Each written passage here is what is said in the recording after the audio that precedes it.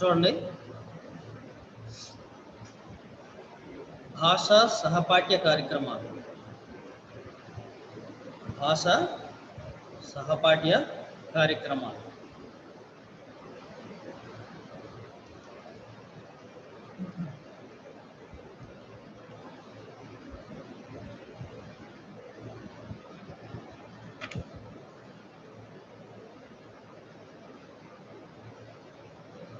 అంటే విద్యార్థులకి విద్యను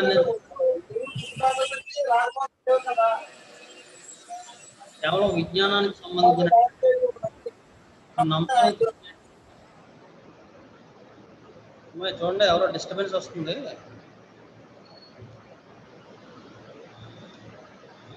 విద్యార్థులకు విద్య అందించడం అంటే కేవలం విజ్ఞానానికి సంబంధించినటువంటి కొన్ని అంశాలను తెలియజేయడం కాదనమాట.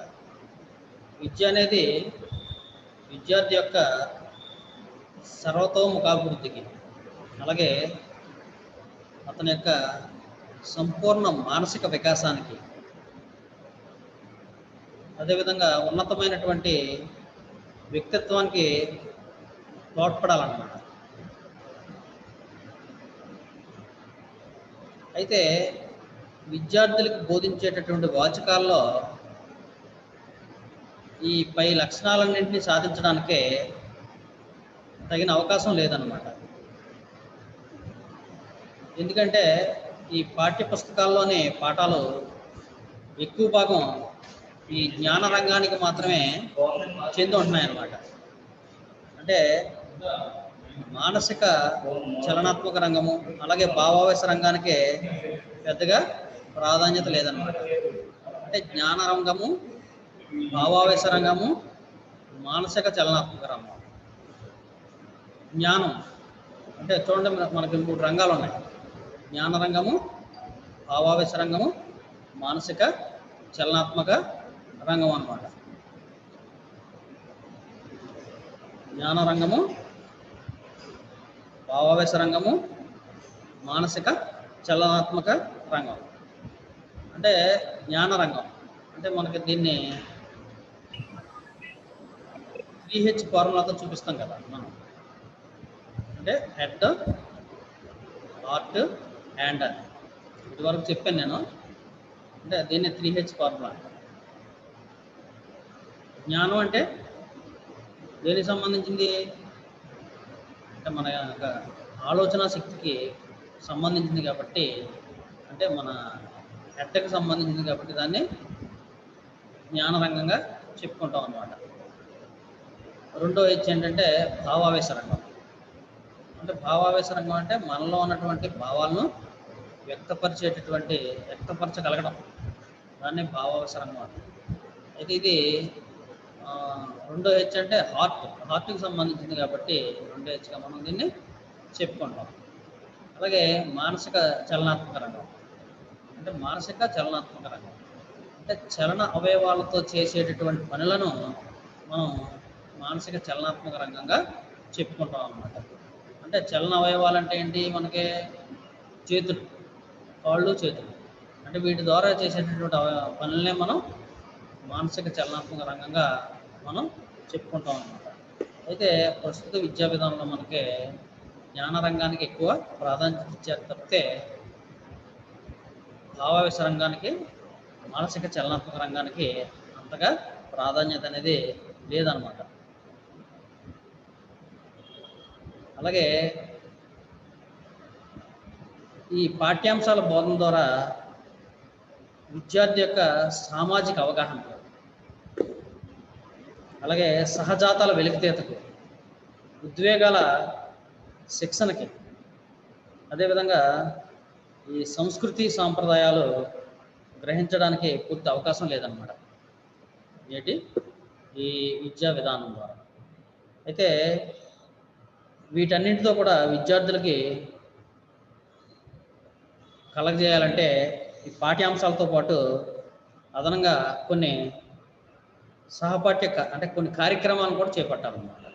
అంటే పాఠ్యాంశాలతో పాటు చెప్పేటటువంటి కార్యక్రమాలనే మనం సహపాఠ్య కార్యక్రమాలుగా చెప్పుకుంటాం. అంటే పాఠంతో పాటు అనేక విషయాలని పాఠశాలలో బోధిస్తూ ఉంటాం కదా. అయితే వాటినే అంటే మనం పాఠ్య విషయాలతో పాటు పాఠ్యేతర విషయాలను కూడా మనం బోధిస్తూ ఉంటాం. ఈ పాఠ్యేతర విషయాలను మనం సహపాఠ్య కార్యక్రమాలుగా చెప్పుకుంటాం అన్నమాట. అయితే ఇలా చేపట్టేటటువంటి కార్యక్రమాలు విద్యా లక్ష్యాల సాధనకే అవరోధంగా ఉండక వాటికి సన్నిహితంగా ఉండాలన్నమాట. అయితే ఈ విధంగా పాఠ్యాంశాలకు సన్నిహితంగా ఉంటూ ఈ బోధన అభ్యసన లక్ష్యాలను సాధించడానికి ఉపయోగపడుతూ విద్యార్థి యొక్క పూర్తి మానసిక వికాసానికి దోహదపడడానికి చేపట్టేటటువంటి ఈ అదనపు కార్యక్రమాలని మనం సహపాఠ్య కార్యక్రమాలుగా చెప్పుకుంటాం అన్నమాట. అంటే విద్యార్థి యొక్క పూర్తి మానసిక వికాసానికి దోహదపడడానికే చేపట్టేటటువంటి అదనపు కార్యక్రమాలు ఈ సహపాఠ్య కార్యక్రమాలుగా మనం చెప్పుకుంటాం అన్నమాట. అయితే ఈ సహపాఠ్య కార్యక్రమాల ప్రయోజనాలు చూసుకున్నట్లయితే మనకి వాటి ప్రయోజనాలు ఏంటంటే ఇవి విద్యార్థుల్లోనే సృజనాత్మకతా శక్తులను వికసింపజేసి వారి యొక్క ప్రజ్ఞా పాఠవాలను ప్రదర్శించడానికి అవకాశం కల్పిస్తాయి అన్నమాట ఈ సహపాఠ్య కార్యక్రమాలు. అలాగే విద్యార్థుల్లో ప్రతిభను పెంపొందింప చేయడానికి అలాగే ప్రదర్శింప చేయడానికి వీలు కల్పిస్తాయి అన్నమాట ఇవి. అంతేకాకుండా సాంఘిక జీవన విధానాన్ని తెలియజేసి ఈ పరస్పర సహకారానికి వీలు కల్పిస్తాయి అన్నమాట. అదేవిధంగా విద్యార్థుల్లో ఉండేటటువంటి ఉద్వేగాలు, ఆలోచనలు ఇవన్నీ కూడా తగు రీతిలో ప్రకటించడానికి అవకాశం కల్పిస్తాయి అన్నమాట. ఈ పాఠ్యాంశాలకి పాఠ్య ప్రణాళికకి అనుబంధంగా ఉంటాయన్నమాట ఇవి. అదేవిధంగా విద్యార్థి యొక్క విద్యార్జన కార్యక్రమాలకు విఘాతం కల్పించకుండా ఉంటాయన్నమాట. అలాగే విద్యార్థుల యొక్క భాషా సామర్థ్యాలు పెంపొందించడానికి వారికి భాషా అభిరుచిని కలిగించడానికి వారు నేర్చుకునేటటువంటి అంశాలను ఆచరణలో పెట్టడానికి దోహదపడతాయన్నమాట ఇవి.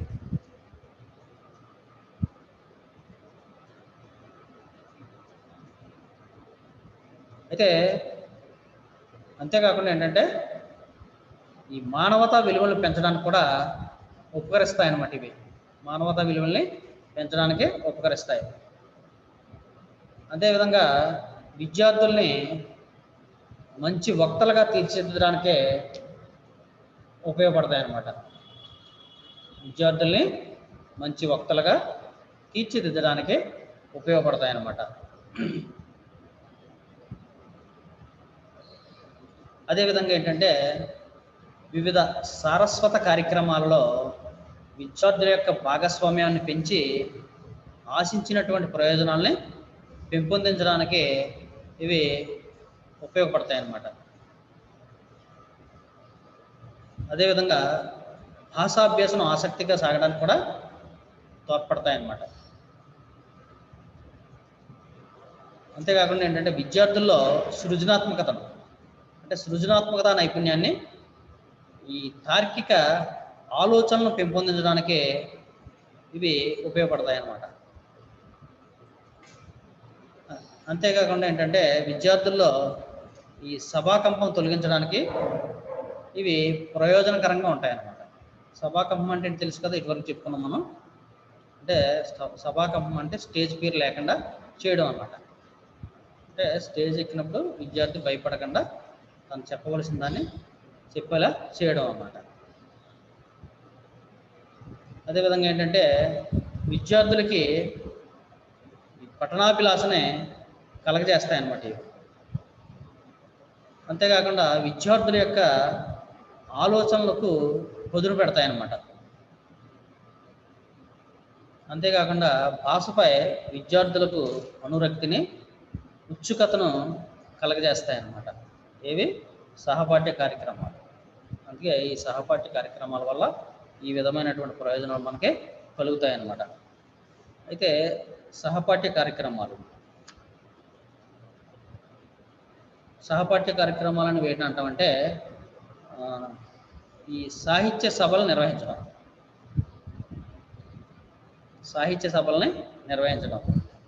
అలాగే కవితా గోష్ఠులు, అదేవిధంగా అవధాన ప్రక్రియలు, అదేవిధంగా సాహిత్య సమావేశాలు, అంటే అవధాన ప్రక్రియలను ఏర్పాటు చేయడం, ఈ కవితా గోష్ఠులను ఏర్పాటు చేయడం, ఈ సాహిత్య సమావేశాలని ఏర్పాటు చేయడము, అలాగే పద్యపఠనం చేయించడం, అంటే పద్యాన్ని కంఠస్థం చేయించడం, అలాగే వివిధ కవుల యొక్క జయంతుల్ని, వాళ్ళ యొక్క పుట్టినరోజులను జరుపుకోవడం అన్నమాట. అలా జరుపుకోవడం వల్ల విద్యార్థుల్లో ఆ కవుల గురించి, వారి యొక్క ఆ కవులు రాసినటువంటి విధానం గురించి మనం పిల్లలకి ప్రశంసాపూర్వకంగా తెలియచేయవచ్చు అన్నమాట. అంతేకాకుండా వివిధ ఉత్సవాలను నిర్వహించుకోవాలి స్కూల్లో. ఈ ఉత్సవాలంటే ప్రపంచ ఆరోగ్య దినోత్సవం అని, అలాగే ఈ ప్రపంచ మహిళా దినోత్సవం అని, అలాగే మాతృభాష దినోత్సవం అని, అంతేకాకుండా ఈ ఎయిడ్స్ వ్యాధిని నివారణ దినోత్సవం, అలాగే ప్రపంచ బాలల దినోత్సవం, ఇటువంటివి ఉత్సవాలని మన స్కూల్లో ఏర్పాటు చేసి పిల్లల చేత చేయించాలన్నమాట. ఇలా చేయించడం వలన వాళ్ళు ఆయా విషయాలు చక్కగా తెలుసుకునేటటువంటి ఆస్కారం ఉంటుందన్నమాట. అంతేకాకుండా ఏంటంటే వాళ్ళ చేత నాటకాలను ప్రదర్శింపచేయడం, అదేవిధంగా వివిధ లలిత కళా కార్యక్రమాల్లో పాల్గొనేటటువంటి అవకాశాన్ని కల్పించడం, ఎగ్జిబిషన్లు నిర్వహించడం, అలాగే సంగీతము, నృత్యము, చిత్రలేఖనం, ఈ ఫోటోగ్రఫీ అంశాల్లో ప్రావీణ్యాన్ని కల్పించడం, ఇటువంటి అన్నీ కూడా మనం పిల్లల చేత చేయించాలన్నమాట. అలాగే వివిధ రకాల వర్ణనలు, సంభాషణలు, కథలు, గేయాలు, వీటిని రచింపచేయడం చేయించాలన్నమాట. తర్వాత భాషా క్రీడలు అన్నమాట. క్రీడ అంటే ఏంటి? ఆట, అంటే ఐచ్ఛికంగా చేసేది క్రీడ, ఒత్తిడితో చేసేది పని అన్నమాట. అంటే చాలా ఉత్సాహంగా, ఉల్లాసంగా చేసే పని ఏదైనా సరే క్రీడ కింద సమానం. అంటే క్రీడ అనేది వాళ్ళు ఇష్టపడుతూ చేస్తారు. అదే మనం ఏమైనా పని చెప్పామనుకోండి, కష్టపడుతూ చేస్తారు. కాబట్టి ఒత్తిడితో చేసేదైతే పని అవుతుంది అనమాట. అలాగే ఐచ్ఛికంగా చేసేదైతే క్రీడ అవుతుంది. పిల్లలు ఎక్కువగా ఆటలంటే ఎక్కువగా ఇష్టపడుతూ ఉంటారు కదా, ఇందులో వారికి ఆనందం కలుగుతుంది. అంటే ఎక్కువగా పిల్లలు క్రీడలో అంటే ఇష్టపడతారు కాబట్టి, ఆ క్రీడల వల్లే వాళ్ళకి ఎక్కువగా ఆనందం కలుగుతుంది. కాబట్టి అంటే ఈ క్రీడలు కాకుండా ఇతరత్ర ఏమైనా కార్యక్రమాలు చేయమంటే ఒత్తిడితోనే చేస్తూ ఉంటారు అన్నమాట. అంటే ఏదైనా పాఠాన్ని, పద్యాన్ని కానీ ఒలింపమనడం, అప్పచెప్పమనడం, అటువంటి ఒత్తిడితోనే చేస్తారన్నమాట. కాబట్టి పిల్లలకి ఆటలంటే ఇష్టపూర్వకం కాబట్టి వారికి అలసట ఉండదు అన్నమాట. పైగా ఈ బడిలో చేరకముందు ఈ ఆటపాటలతో చాలా హాయిగా ఆనందాన్ని పొందుతారన్నమాట వీళ్ళు. అయితే ఇటువంటి వాతావరణమే పాఠశాలలో కూడా ఉండాలి. అలా ఉంటేనే వాళ్ళు చక్కగా ఆయా విషయాలు, మనం చెప్పిన విషయాలను చక్కగా నేర్చుకుంటారు. అంటే విసుగు లేకుండా ఇష్టంతో నేర్చుకుంటారు అన్నమాట. కాబట్టి ఇటువంటి ఆనందమయమైనటువంటి వాతావరణంలో ఈ భాషను బోధించడానికి ఆ యొక్క మనం చెప్పవలసినటువంటి పాఠాలని ఆటల్లాగా మార్చుకొని అంటే భాషా బోధన కార్యక్రమాల్లోనే అంటే ఆటల్లాగా మార్చుకొని వాటిని మనం చెప్పడమే భాషా క్రీడల అనవచ్చు అనమాట. అంటే మనం చెప్పబోయేటటువంటి పాఠ్యాంశాలని ఈ యొక్క క్రీడల రూపంలో తయారు చేసుకొని వాటిని చెప్తే పిల్లల క్రీడలు అంటే ఎక్కువగా ఇష్టపడతారు కాబట్టి ఎక్కువగా నేర్చుకొని చక్కగా ఆనందంగా ఉత్సాహంగా మనం చెప్పబోయేటటువంటి విషయాల్ని వాళ్ళు చక్కగా నేర్చుకోవాలంటే వివిధ రకాల క్రీడల ద్వారా మనం నేర్పిస్తే వాళ్ళు చక్కగా నేర్చుకుంటారనమాట. అందుకే శిశువులో ఉన్నటువంటి సహజంగా క్రీడలపై ఉన్నటువంటి ఆసక్తిని ఉపాధ్యాయులు ఈ భాషార్జనకి అంటే భాష నేర్చుకోవడానికి ఉపయోగించాలన్నమాట. అంటే ఒక విషయాన్ని విద్యార్థులకు చెప్పి దాన్ని వల్లివేయమండం అలాగే పదే పదే రాయమండం వారికి విసుగు కనిపిస్తుంది అనమాట. అందుచేత మనం ఏంటంటే నిత్య జీవిత సన్నివేశాలకే అలాగే సంఘటనలకు ఆ యొక్క విషయాల్లో చోటు కల్పించి వాటిని ఆటల ద్వారా నేర్పించడం వల్ల ఏంటంటే ఈ భాషాభ్యాసం అనేది బలవంతం చేయవచ్చు అన్నమాట. అయితే ఇలా నేర్చుకున్నటువంటి అంశాలు విద్యార్థులకి చక్కగా గుర్తుంటాయి అన్నమాట. ఎక్కువ కాలం గుర్తుంటాయి అంటే స్థిరంగా ఉంటాయి అన్నమాట. ఇటువంటి విషయాలను ఎక్కువగా గుర్తుపెట్టుకుంటారు. పైగా ఏంటంటే ఇటువంటి ఆటల ద్వారా విద్యాబోధన చేస్తే ఈ ఉపాధ్యాయుడిని విద్యార్థులు అమితంగా అభిమానిస్తారన్నమాట. అయితే వారు తమ సమస్యలను ఏమైనా ఉంటే అంటే ఆటల ద్వారా ఎవరైతే ఉపాధ్యాయుడు పాఠ్యాంశాలని చెప్తారో అటువంటి ఉపాధ్యాయుడిని చక్కగా పిల్లలు ప్రేమిస్తారనమాట. అంటే అటువంటి ఉపాధ్యాయునికి తన యొక్క సమస్యలు ఏమైనా ఉంటే చెప్పుకోవడానికి ముందుకు వస్తారనమాట. ఈ విధంగా ఏంటంటే ఉపాధ్యాయ విద్యార్థుల మధ్య సంబంధాలు అనేవి ఏర్పడతాయన్నమాట. అయితే ఆటల ద్వారా భాషాభ్యాసాన్ని కలగజేయడంలో ఉపాధ్యాయుని యొక్క పాత్ర చాలా ప్రముఖమైనది అన్నమాట.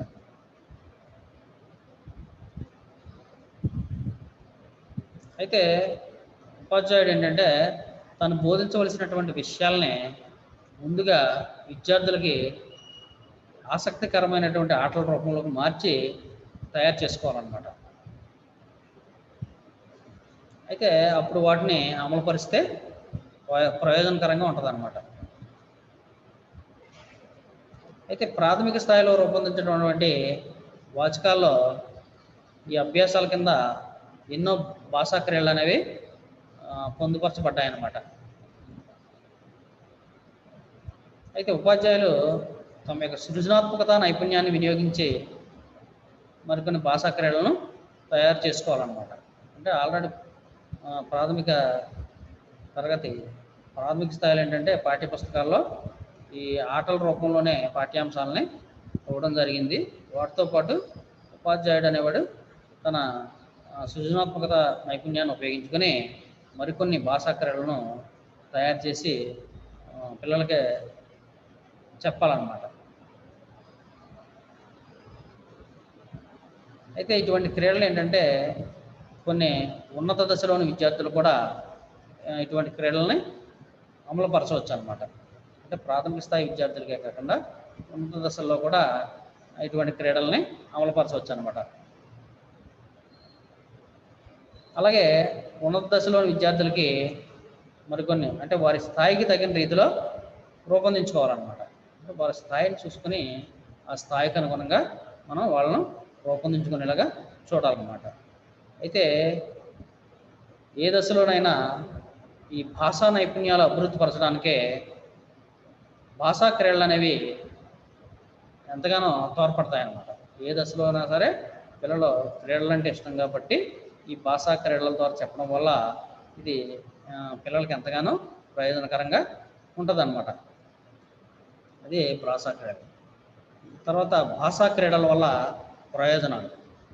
అయితే భాషా క్రీడల వల్ల కలిగేటటువంటి ప్రయోజనాలు చూసుకుంటే మనకి భాషా క్రీడల వల్ల ఏంటంటే విద్యార్థుల్లో భావనాశక్తి అనేది పెంపొందుతుందన్నమాట. అదేవిధంగా వాళ్ళలో ఉన్నటువంటి భయాందోళనలు తొలగిపోతాయి, భయాలు ఏమైనా ఉంటే పోతాయి అన్నమాట. అంతేకాకుండా ఏంటంటే వారి జట్టు కోసం శ్రమించేటటువంటి తత్వం, అలాగే సహకార గుణం అలవడుతుంది అనమాట. అలాగే సహాయం, అంటే ఒకరికొకరు ఆ పని చేయడంలో సహాయం చేసుకునేటటువంటి సహాయ గుణం అలవడుతుంది అనమాట. దీనివల్ల ఏంటంటే ఉత్తమమైనటువంటి లక్షణాలు పిల్లలు పొందుతారు. అంతేకాకుండా ఈ ఉపాధ్యాయులు విద్యార్థుల మధ్య సంబంధాలు అనేవి ఏర్పడతాయన్నమాట. దీనివల్ల ఉపాధ్యాయ విద్యార్థుల మధ్య మంచి సంబంధాలు ఏర్పడతాయన్నమాట. అదేవిధంగా స్వతంత్రంగా ఆలోచించేటటువంటి శక్తి కలుగుతుంది పిల్లలకే స్వతంత్రంగా ఆలోచించేటటువంటి శక్తి కలుగుతుంది అన్నమాట. అదేవిధంగా విద్య పట్ల ఉత్సాహం కలిగి సృజనాత్మకత శక్తి అనేది వృద్ధి పొందుతుందన్నమాట. అంతేకాకుండా ఏంటంటే ఈ సమయస్ఫూర్తితో వ్యవహరించేటటువంటి నైపుణ్యం వాళ్ళకి అబ్బుతుందన్నమాట. సమయస్ఫూర్తితో వ్యవహరించేటటువంటి నైపుణ్యం అబ్బుతుందన్నమాట. అయితే వీటి ద్వారా ఏంటంటే నేర్చుకునేటటువంటి భాష అర్థవంతంగా స్థిరంగా ఉంటుందన్నమాట. దీనివల్ల సంఘీభావం అనేది ఏర్పడుతుంది. దీనివల్ల ఏంటంటే కలిసి ఉండడంలో ఉండేటటువంటి ఆనందాన్ని వీరు అనుభవిస్తారన్నమాట. దాంతోపాటు నాయకత్వ లక్షణాలు కూడా పెంపొందుతాయి. అయితే వీటి అమలు ద్వారా ఏంటంటే ఉత్తమ ఫలితాలని సాధించవచ్చు అన్నమాట. దీని ద్వారా ఈ జట్లలో పనిచేసేటటువంటి నైపుణ్యం అనేది పెరుగుతుందన్నమాట. దీని ద్వారా ఏంటంటే భాషపై అధికారాన్ని విద్యార్థులు సంపాదించగలుగుతారు. ఇదన్నమాట మనకి భాషా క్రీడల ద్వారా ప్రయోజనాలు. ఇది స్క్రీన్ షాట్ తీసుకోండి. ఇది స్లైడ్ తీసుకున్నారా? తీసుకోండి. తీసుకున్నారు కదా? ఇంకో స్లైడ్లోకి వెళ్తున్నా. Okay sir.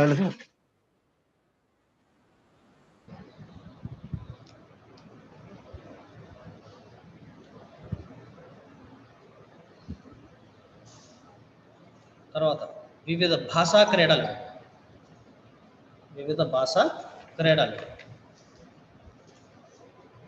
ఇందులో మనకి అంటే ఇక్కడ చెప్పగలిగే మాత్రమే చెప్తున్నాను. తర్వాత కొన్ని ఏంటంటే టేబుల్స్ రూపంలో ఉన్నాయి, అది బోర్డు మీద చెప్పాలి. అటువంటి వదిలేసి మిగతాయి చెప్తున్నాను. తర్వాత ఏమైనా సందర్భం ఉన్నప్పుడు అవి కూడా మనం చెప్పుకుందాం. చూడండి, వివిధ భాషా క్రీడలు అంటే విద్యార్థుల్లో భాషా నైపుణ్యాన్ని పెంపొందడానికి, భాషాధ్యయనం అనేది బాగా జరగడానికి వీలున్నటువంటి కొన్ని భాషా క్రీడలను మనం తీసుకుంటే, మొదటగా ఏంటంటే కొత్త పదాల తయారీ. ఎలాగంటే విద్యార్థికి ఒక చిన్న పదాన్ని ఇచ్చి, అంటే దాని ముందు అక్షరాన్ని ఒక అక్షరాన్ని కానీ లేదా అక్షరాలను కానీ చేర్చి కొత్త పదాలను తయారు చేయమన్నారన్నమాట. అంటే ఉదాహరణకి ఏంటంటే ఇప్పుడు జ్ఞానం అని ఉందనుకోండి, జ్ఞానం ముందు వి పెట్టామనుకోండి ఏమవుతుంది? విజ్ఞానం అవుతుంది. దాని ముందు పరి పెట్టామనుకోండి ఏమవుద్ది? పరిజ్ఞానం. దాని ముందు సంపూర్ణం పెట్టామనుకోండి ఏమవుతుంది? సంపూర్ణ జ్ఞానం. ఈ విధంగా ఈ కొత్త పదాలు తయారు చేయించవచ్చు అన్నమాట. ఇలా తయారు చేసిన పిల్లల్ని ఎవరు ఎక్కువగా తయారు చేస్తే వాళ్ళని ప్రశంసిస్తూ ఉండాలన్నమాట. అంటే తిట్టి కన్నా ప్రశంస అనేది పిల్లలకు బాగా ఉపయోగపడుతుంది అన్నమాట. మనం తిట్టామనుకోండి, ఎప్పుడు మాస్టర్ ఎప్పుడు తిడతా ఉంటాడో అని చెప్పేసి దులిపేసుకుంటారన్నమాట, తిట్టినా కొట్టినా. అదే పొగిడామనుకోండి వాడు సాధ్యం కాని పనిని కూడా ఏదో రకంగా చేయడానికి ప్రయత్నిస్తాడు. పిల్లల ద్వారా అదే కదా మనకు కావాల్సింది. కాబట్టి తిట్టి కన్నా కొట్టడం కన్నా పొగడ్త అనేది పిల్లలకి చాలా బాగా ఉపయోగపడుతుంది అనమాట. కాబట్టి ఇక్కడ ఎక్కువగా పిల్లలు మనం పొగుడుతూ ప్రశంసిస్తూ ఉండాలన్నమాట. వాళ్ళు ఏ పని చేసినా దాన్ని ప్రశంసిస్తూ ఉండాలన్నమాట. తర్వాత ఏంటంటే అర్థవంతమైన మాటలు రాయడం. అంటే ఒక పదాన్ని ఇచ్చి దానిలో ఒక్కొక్క అక్షరాన్ని తొలగిస్తూ వచ్చేటటువంటి అర్థవంతమైనటువంటి మాటలు రాయాలన్నమాట. ఎలా అంటే ఇప్పుడు ఓనరము అని ఉంది కదా, దానిలో వా తీసేసాం అనుకోండి ఏముంటుంది, నరము. ఇలా ఇటువంటి పదాలు అన్నమాట. ఈ విధంగా అర్థవంతమైనటువంటి మాటల్ని రాయించడం. అయితే ఎవరు ఎక్కువగా ఈ విధంగా రాస్తే వాళ్ళని ప్రశంసిస్తాం. తర్వాత ఏంటంటే ఈ వాక్య భాగంలో ఈ ఒక్కొక్క అక్షరం తీసివేసినా సరే అర్థంలో మార్పు రాదనమాట. ఒక వాక్య భాగం ఇచ్చి అందులో ఒక్కొక్క అక్షరాన్ని తీసివేస్తూ ఉంటాం. అయితే ఎలా తీసివేసినా సరే దానిలో అర్థంలో ఎటువంటి మార్పు రాదనమాట. ఉదాహరణకి ఏంటంటే సుకుమార మన్మద అన్నాం అనుకోండి, అందులో సు తీసేయండి ఏమవుతుంది, కుమార మన్మద. తర్వాత కు తీసేయండి, మార మన్మద. తర్వాత మా తీసేయండి, రా మన్మద. తర్వాత ఆ రా కూడా తీసేస్తే చివరికి మన్మద. ఇలాంటివి అన్నమాట. ఇటువంటి చేస్తే పిల్లలు చక్కగా ఆనందంగా ఉత్సాహంగా చేస్తారు. ఎప్పుడైతే వాళ్ళు ఆనందంగా ఉత్సాహంగా ఆ పని చేస్తున్నారో అప్పుడు వాళ్ళకి ఆ విషయం ఎక్కువ కాలం గుర్తుంటుంది అనమాట. వాళ్ళ మెమరీలో ఎక్కువ కాలం అది గుర్తుపెట్టుకోగలుగుతారనమాట. తర్వాత పద పోరాటం. ఇక్కడ ఏంటంటే ఈ క్రింద వాక్యాల్లోని అక్షరాలను ఉపయోగించి వీలైనన్ని పదాలను రాయమండం అనమాట. అంటే ఒక వాక్యాన్ని ఇచ్చి అందులో వీలైనటువంటి పదాన్ని రాయమండం అనమాట. ఇక్కడ నేను ఉదాహరణ ఏంటంటే ప్రగతి బాట పయనిస్తాం అనే పదాన్ని ఇచ్చాను. ప్రగతి బాట పయనిస్తాం. అందులో ఉన్నటువంటి పదాలు తీయండి. ప్రగతి బాట పయనిస్తాం అంటే ప్రగతి ఉంది, అలాగే అందులో బాట ఉంది, తర్వాత గతి ఉంది, తర్వాత పతి ఉంది, తర్వాత పని ఉంది. ఇలా అన్నమాట. ఇలాగా పద పోరాటం క్రీడ ద్వారా ఈ విధంగా చేయించవచ్చు అన్నమాట పిల్లల చేత. తర్వాత గబగబా పలకడం.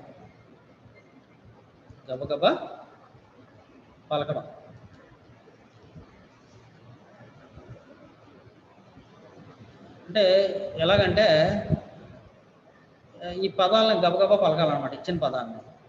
ఉదాహరణకి చక్కెర కొండ కుచ్చెల దండ, గాదిలోని కందిపప్పు గాది కింద పందిపప్పు. ఇలా అన్నమాట. ప్రాసొచ్చేలాగా చక్కగా గబగబా పలికేటట్టుగా వీటిని తయారు చేసి పలకాలన్నమాట. అంటే ఇక్కడ ప్రథమాక్షరి, మధ్యాక్షరి, ఈ అంత్యాక్షరితో పదాలు రాయించవచ్చు అనమాట. ఇలాగా ఎక్కువ పదాలు రాసినటువంటి విద్యార్థిని మనం విజేతగా ప్రకటించవచ్చు అనమాట. ఇలా గబగబా పలకడం అనే పదాల ద్వారా. తర్వాత ఏంటంటే ప్రారంభ పదాలను రాయడం. అంటే ఒక మాటను చెప్పి దానిలో ఉన్నటువంటి ప్రతి అక్షరంలో ప్రారంభమయ్యేటటువంటి పదాలని రాయమనాలన్నమాట. అలాగే ఇందులో ఎక్కువ పదాలు రాసేటటువంటి విద్యార్థిని విజేతగా ప్రకటించాలన్నమాట. దీన్ని జట్లతో కూడా చేయించవచ్చు, చిన్న జట్లుగా విభజించి కూడా దీన్ని చేయించవచ్చు అనమాట. ఉదాహరణ ఏంటంటే తామర అని రాసామనుకోండి, అందులో 3 అక్షరాలు ఉన్నాయి కదా, తా మా ర. తాతో ఉన్న అక్షరం అంటే తాత, అలాగా. తర్వాత మాతో ఉన్నటువంటి పదాలు మర, అలాగే మనిషి. తర్వాత రాతో ఉన్నటువంటి పదాలు రమ, రకము. ఈ విధంగా అన్నమాట. ఈ విధంగా ప్రారంభ పదాలని రాయించాలన్నమాట. తర్వాత కార్డ్ గేమ్. ఇక్కడ ఈ కార్డు గేమ్లు ఏంటంటే విద్యార్థుల్ని చిన్న చిన్న జట్లుగా విడగొట్టాలన్నమాట. అంటే ఒక్కొక్క జట్టు వారు ఒక 20 కార్డు ముక్కలు తీసుకొని ఒక్కొక్క దానిపై ఒక్కొక్క మాట చొప్పున 20 మాటలని, అంటే ఏదో ఒక పాఠం నుంచి రాయమన్నారు. సొంతగా కాకుండా ఒక పాఠం నుంచి, ఆ పాఠం నుంచి 20 మాటలని రాయమనాలన్నమాట. అయితే ఉపాధ్యాయుడు ఇచ్చేటటువంటి సూచనల ప్రకారం వారి కార్డులని వెంటనే ఇచ్చేవాళ్ళనమాట. అంటే వెంటనే సరిగా అందజేసిన వారికి ఇక్కడ మార్కులు ఇవ్వాలి మనం. అంటే ఎలా అంటే మీ వద్ద ఉన్న కార్డుల్లో నామవాచకం పేర్లు రాయబడిన కార్డు ఇవ్వండి అంటాం. అప్పుడు అది చూసిన వెంటనే కుర్రాడు ఇస్తాడనమాట. అలాగే వెంటనే ఇచ్చేటటువంటి కుర్రవారికి మనం మార్కులు ఇవ్వాలన్నమాట. అలాగే క్రియాపదాలు ఉన్నటువంటి కార్డులు ఇవ్వండి ఇలా అనమాట.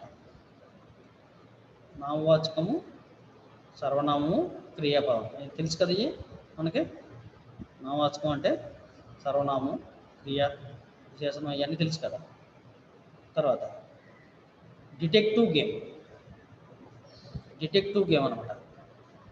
ఇక్కడ విద్యార్థుల్ని 2 జట్లుగా విధించి ఒక జట్టు వారు ఒక పదాన్ని కాగితంపై రాసి ఉంచుకోవాలన్నమాట. అయితే ఇది రెండవ జట్టు వారు దీన్ని చూడకూడదు. అంటే మొదటి జట్టు వారు సూచనలు ఇవ్వాలి. ఆ సూచనలను బట్టి రెండవ జట్టు వారు ఆ రాయబడినటువంటి ఆ పేరు ఏంటో అనేది కనుక్కోవాలన్నమాట. తర్వాత రెండవ జట్టు వారు అడిగితే మొదటి జట్టు వారు సమాధానం చెప్పాలన్నమాట. దాన్ని ఉదాహరణ ఏంటంటే ఇప్పుడు సింహము, మనకి సింహము అనేది దాని గురించి రాస్తాం అనమాట. అంటే సింహం అని డైరెక్ట్గా చెప్పకుండా ఇండైరెక్ట్గా సింహం అనేది తర్వాత చెప్తాం. వాళ్ళకి తెలియకపోతే ఇలా అడుగుతాం అన్నమాట. మొదటి జట్టు వారు అడగవలసిన ప్రశ్నలు ఏంటంటే, ఇది అడవిలో ఉంటుంది, దీనికి 4 కాళ్ళు ఉంటాయి, ఇది మాంసాహారి, దీన్ని సర్కస్లో కూడా చూడవచ్చు, దీన్ని చూస్తే ఇతర జంతువులు భయపడతాయి, దీన్ని మృగరాజు అంటారు అన్నీ వాళ్ళు చెప్పేస్తారు కదా. చెప్పగలిగితే చెప్తారు, లేకపోతే మొదటి జట్టు వారు దాన్ని చెప్తారనమాట. అప్పుడు మార్కులు వీళ్ళకి వస్తాయన్నమాట. వాళ్ళు చెప్పిస్తే వాళ్ళకి వెళ్తాయి అలా అనమాట. తర్వాత బంతి ఆటలో కథను చెప్పించుట. అంటే ఉపాధ్యాయుడు విద్యార్థులను గుండ్రంగా కూర్చోబెట్టుకొని ఒక బంతిని విసురుతాడు అనమాట. అయితే విసిరినప్పుడు ఆ బంతిని అందుకున్నటువంటి విద్యార్థి ఒక కథావాక్యాన్ని చెప్పాలన్నమాట. చెప్పిన వెంటనే అతను మళ్ళీ బంతిని మరొక విద్యార్థి వైపు విసురుతాడు అన్నమాట. ఇప్పుడు ఆ బంతి అందుకున్నటువంటి విద్యార్థి ఆ కథలో 2వ వాక్యం చెప్పాలన్నమాట. ఇలా మొత్తం కథనంతటిని పూరింపజేయాలన్నమాట. ముందు కథను చెప్తాము, చెప్పిన తర్వాత ఇందులో పిల్లలకి ఆ బంతి విసురుతూ వాళ్ళు ఆ వాక్యాలు చెప్తూ ఉంటే మనకి ఏంటంటే మనం చెప్పినటువంటి పాఠం పిల్లలకి ఎంతవరకు అర్థమైంది అనేది మనం అవగాహన వేసుకోవచ్చు అన్నమాట దీని ద్వారా. తర్వాత నా స విక్రీ ఆట అనమాట. అంటే ఇక్కడ 4 చీటీలు తీసుకోవాలి. ఒక్కొక్క చీటీపై ఒక్కొక్క అక్షరం రాయాలన్నమాట. నా అని, సా అని, వి అని, క్రీ అని రాయాలన్నమాట. అయితే 10 జట్టులో కూడా 4 ఉండాలి ఇక్కడ.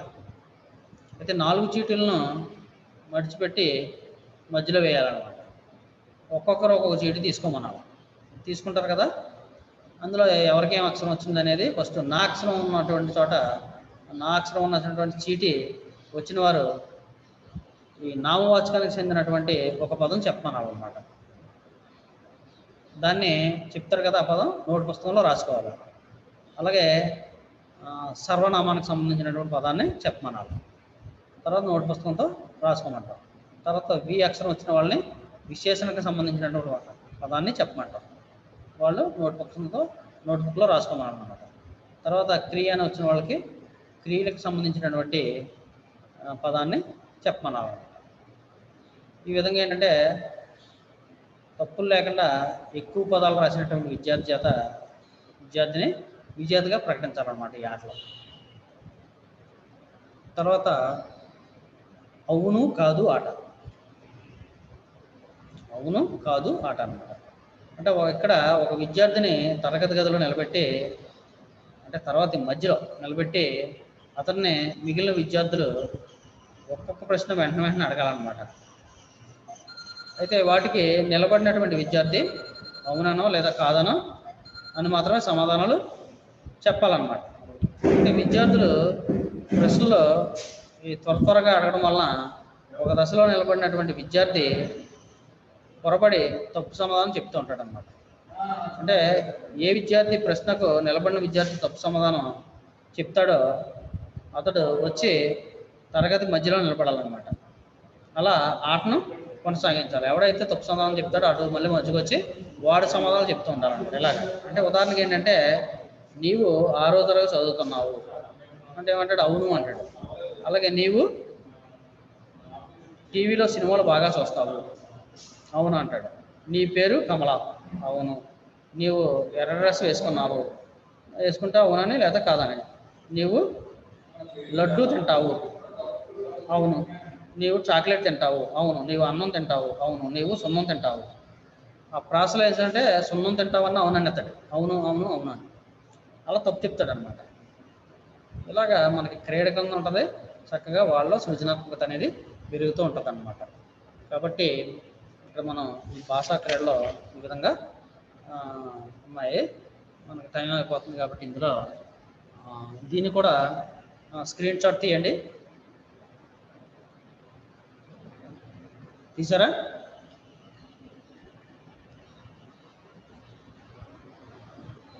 అమ్మాయి తీసారా? తీసి పార్టిసిపెంట్స్లోకి కూడా వెళ్ళి తీసుకోండి.